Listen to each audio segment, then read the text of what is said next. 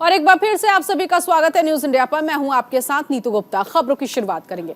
दिल्ली के deputy CM Manish Sisodia को CBI ने पूछताछ के लिए बुलाया था, लेकिन उन्होंने सीबीआई से अगले तारीख की मांग की है। इसी मुद्दे को लेकर न्यूज इंडिया के सहयोगी नमित त्यागी ने उनसे खास बातचीत की। सुनिए। दिल्ली आबकारी नीति मामले में दिल्ली के डिप्टी सीएम मनीष सिसोदिया को आज सीबीआई ने पूछताछ के लिए बुलाया था लेकिन मनीष जी ने आज जाने से मना कर दिया। खुद हमारे साथ हैं। मनीष जी, कल आपने कहा था कि मैं सहयोग करूंगा, पूछताछ के लिए भी जाऊंगा, आखिर आज मना क्यों? मैंने मना नहीं किया, मैंने सिर्फ इतना कहा है सीबीआई को कि इस वक्त फाइनेंस मिनिस्टर होने के नाते मैं बजट तैयार कर रहा हूँ, उसको फाइनल टच दे रहा हूँ।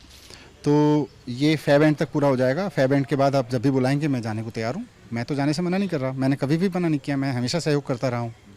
इससे पहले भी जब सीबीआई ने बुलाया आप गए, बैंक लॉकर की भी जांच हुई, आपको क्या लग रहा था आज? क्योंकि आप कुछ ये भी कह रहे हैं कि सीबीआई के बहाने आपको गिरफ्तार करने की कोशिश। देखिए, भारतीय जनता पार्टी की पूरी कोशिश है कि उसको बदला लेना है। वो एमसीडी में हारी, उसको बदला लेना है। वो सुप्रीम कोर्ट में फ्राइडे की शाम को हारी, उसको बदला लेना है।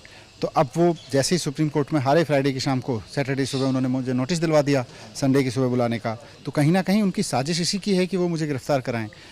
एक ऐसे समय में जब मैं बजट को फाइनल टच दे रहा हूँ, वैसे में अगर वो मुझे गिरफ्तार कराते हैं तो इसका नुकसान दिल्ली वालों को बहुत होगा।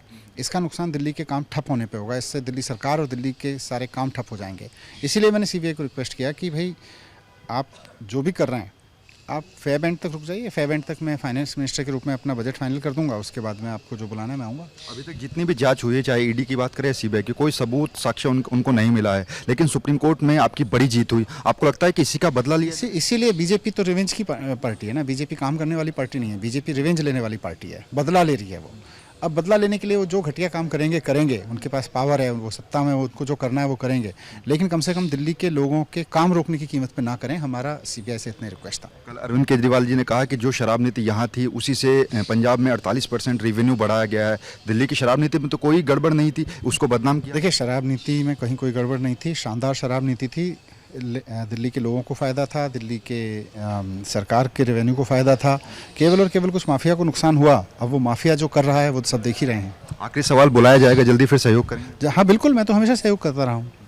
तो बिल्कुल मनीष सिसोदिया जिन्होंने सीधे तौर पर कहा कि मैंने मना नहीं किया है, एक रिक्वेस्ट डालकर थोड़ा समय मांगा है क्योंकि मार्च के महीने में बजट पेश होना है। ऐसे में मनीष सिसोदिया वित्त मंत्री भी हैं और वो बजट से जुड़ी तमाम मीटिंग्स में हिस्सा लेंगे और यही वजह है कि उन्होंने रिक्वेस्ट लेटर देकर सीबीआई से कुछ वक्त मांगा है। कैमरा पर्सन मनीष के साथ नमित त्यागी, न्यूज़ इंडिया, दिल्ली।